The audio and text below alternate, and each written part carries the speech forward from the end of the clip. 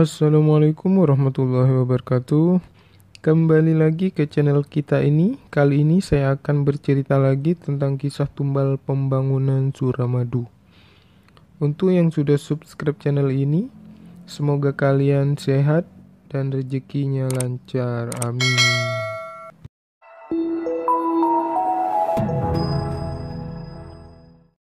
Jembatan Suramadu yang menghubungkan Pulau Jawa dengan Pulau Madura sepanjang 5.438 meter sudah dapat dilalui. Selama pembangunan jembatan ini melibatkan lebih dari 2.500 pekerja.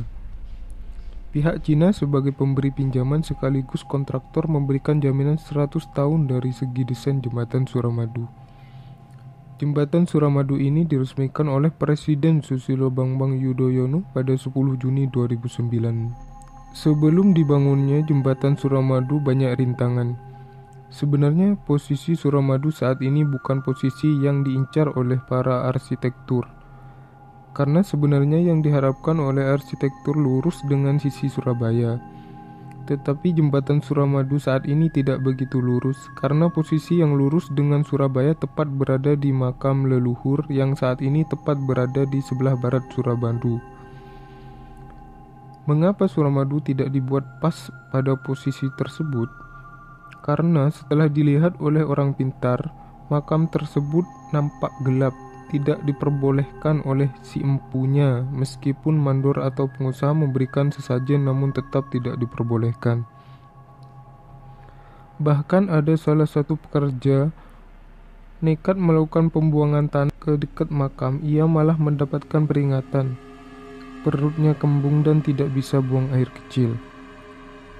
Setelah dilihatkan pada orang pintar atau ustadz, itu dikarenakan gangguan dari leluhur yang ada di makam tersebut. Pada saat pengurukan tanah, tepat di loket Suramadu di sisi Madura, sekarang banyak ditemukan tulang-tulang tengkorak karena pada zaman dahulu, tempat itu adalah tempat pemakaman umum dan bekas sumur tua yang dulunya memang dikatakan angker. Di sebelahnya ada hutan-hutan rawa, di dekatnya sumur tua dan makam itu adalah jalan raya kecil menuju desa Pangpong. Jika pada malam hari tempat itu nampak gelap karena tidak ada lampu yang menerangi. Bagi penduduk asli Sekar Bungu, tempat itu memang dinyatakan angker. Oleh karena itu, mulai dari rekonstruksi bangunan sampai saat ini Suramadu berjalan banyak menelan korban jiwa, termasuk kecelakaan beruntun baru-baru ini. Namun pihak produksi merahasiakan hal tersebut dan tetap membangun jembatan Suramadu. Menurut salah satu pekerja, Ivan, sebagai pelaksana mengatakan bahwa pada sisi Madura terdapat 2 orang yang meninggal. Pada sisi Surabaya juga 2 orang yang meninggal, sedangkan pada bentang tengah juga ada 2 yang telah meninggal akibat kecelakaan kerja. Jadi total semuanya 6 korban yang telah meninggal dari penggarapan Suramadu. Pada pilar 85, Supri adalah salah satu korban yang meninggal saat pembangunan Suramadu. Ia jatuh ke laut dan tidak memakai pelampung, sedangkan dia tidak bisa berenang. Sedangkan yang di bentang tengah meninggal masuk ke dalam paku bumi yang dibuat sebagai penahan beton. Dan mayat pun tidak bisa dievakuasi karena sangat sulit untuk diangkat ke atas lagi. Jadi kejadian tersebut hanya pegawai-pegawai Suramadulah yang mengetahuinya. Supri, karyawan yang meninggal pada pilar 85, selalu menemani teman-temannya yang sedang lembur malam. Seorang pekerja iseng foto-foto pakai HP, setelah itu muncul penampakan wajah Supri, pekerja dari Malang yang meninggal kepleset jatuh karena tidak memakai pelampung, yang hanyut di bawah arus. Kejadian itu langsung mengejutkan pekerja-pekerja lain, soalnya belum ada seminggu dari kejadian kecelakaan itu. Korban lagi jatuh kepleset dari atas pucuk bentang tengah, dan mayat pun tidak berbentuk, langsung gepeng seperti tempe. Korban tersebut berasal dari Cina, karena memang orang Cina yang diutus menggarap 10 pilar bagian tengah, termasuk yang tertingginya itu. Banyak sekali misteri-misteri yang terjadi di jembatan Suramadu itu. Karena memang tempat itu sebelum dibuat Suramadu terkenal sangat angker. Ada orang pintar mengatakan bahwa jembatan Suramadu itu memang meminta tumbal-tumbal untuk penggarapannya. Tetapi salah satu karyawan menegaskan bahwa kejadian itu murni kecelakaan dan tidak ada sangkut pautnya dengan hal-hal seperti itu. Penduduk Sekarbungo, tempat di mana Suramadu berdiri sekarang ini, sudah tidak heran lagi jika harus ada korban akibat kecelakaan di tempat itu. Karena memang tempat yang dijadikan sebagai penghubung antara Madura dan Surabaya tersebut terkenal angker. Bagi orang awam, Suramadu sangatlah terlihat indah, apalagi saat malam hari. Lampunya terang mengikuti sepanjang jalan Suramadu. Informasi yang diperoleh bahwa mereka dijadiin tumbal jembatan Suramadu. Cerita ini tidak pernah tersebar, soalnya ada pihak-pihak yang dengan rapat menutupi cerita ini agar tidak terdengar masyarakat. Tapi kalau tanya pada mereka yang pernah terlibat dalam pembangunan Suramadu, pasti mendapat cerita yang sama. Pernah suatu hari, ada salah satu teman mencoba membuka mata batin dan dia cukup bilang ngeri, terus ngajak kami segera pulang. Makhluk halus yang menjaga jembatan Suramadu adalah ular yang sangat besar. Jika disamakan dengan dunia nyata, manusia satu kampung pun bisa ditelan, kata orang pintar itu. Ular itu tidak akan mengganggu jika kehidupannya tidak diganggu. Ularnya besar tetapi tidak ada ekornya, hanya ada kepala dan badannya saja. Salah satu pekerja sebagai supir truk di jembatan Suramadu, namanya Pak Mujib. Dia pernah melihat ular itu berjalan di dekat musola tua yang terletak di sebelah barat jalan jembatan Suramadu. Hanya orang tertentu yang bisa melihat ular, ujar Pak Mujib. Jembatan Suramadu memang indah. Kadang bagi yang tidak mengetahui asal-usul lokasi yang dibangun, jembatan Suramadu itu dibuat dengan seenaknya saja. Dibuat pacaran dan melakukan sesuatu yang dilarang agama di bawah jembatan itu. Karena di bawah jembatan itu sangat sepi dan gelap saat malam tiba.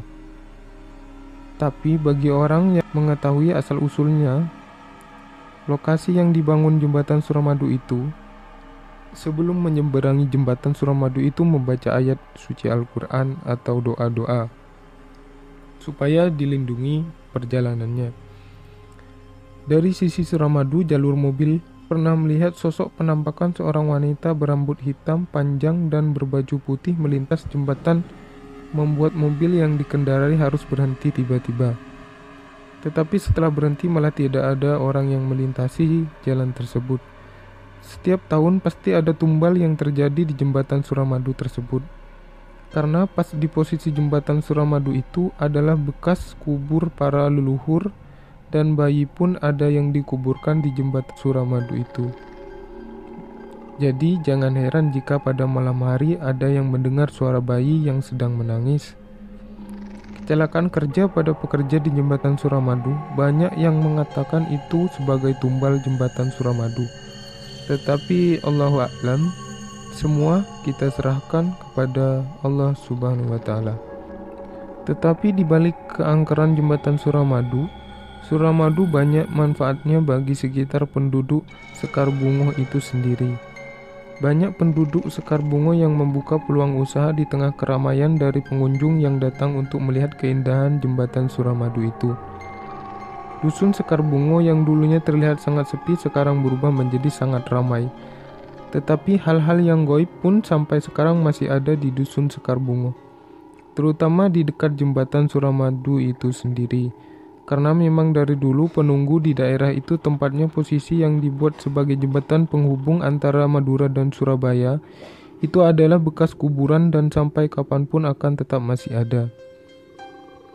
Di sebelah baratnya jembatan Suramadu itu pun juga masih ada makam para leluhur yang dulu tidak mau jika jembatan Suramadu dibangun di makam tersebut.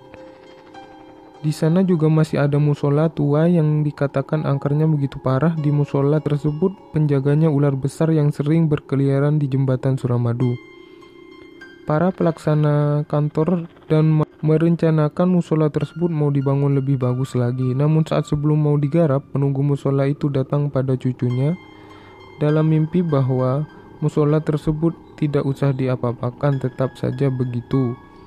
Penunggu musola tersebut tidak suka jika rumahnya dibangun. Musola tersebut memang tidak bagus, hanya beralaskan semen dan pagar dari kayu. Bangunannya pun sudah agak riot dan dindingnya dibuat dari seng. Dilihat dari laut pun musola itu memang terlihat angker, apalagi saat masuk ke dalamnya.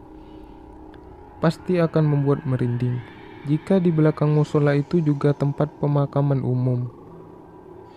Dulu, jarang orang yang berani lewat di dekat musola itu karena takut pada kejadian-kejadian yang sudah banyak terjadi. Di depan musola itu adalah jembatan Suramadu yang juga terkenal angkernya. Jika ingin melewati jembatan Suramadu, banyak-banyaklah membaca doa agar dilindungi oleh Tuhan Yang Maha Esa. Warga dusun Sekar Bunguh masih was-was karena takut penggusuran itu terjadi. Jika pergusuran itu terjadi, otomatis banyak warga Sekar Bunguh yang pindah tempat tinggal. Sedangkan yang mengetahui seluk-beluk tempat yang terkenal angker itu adalah orang Sekar Bunguh itu sendiri. Namun kejadian tersebut kita ambil manfaatnya saja. Dengan adanya jembatan Suramadu, kita bisa lebih cepat ke Surabaya dan ke Madura, dan tidak menunggu terlalu lama seperti jika naik kapal. Walaupun banyak kejadian aneh, hal itu bisa kita buat pelajaran agar kita lebih hati-hati jika mau melewati jembatan Suramadu. Mungkin tentang tumbal itu ada benarnya dan ada tidaknya. Bagi yang mempercayainya itu beranggapan benar. Itulah kisah dari pembangunan jembatan Suramadu. Terima kasih.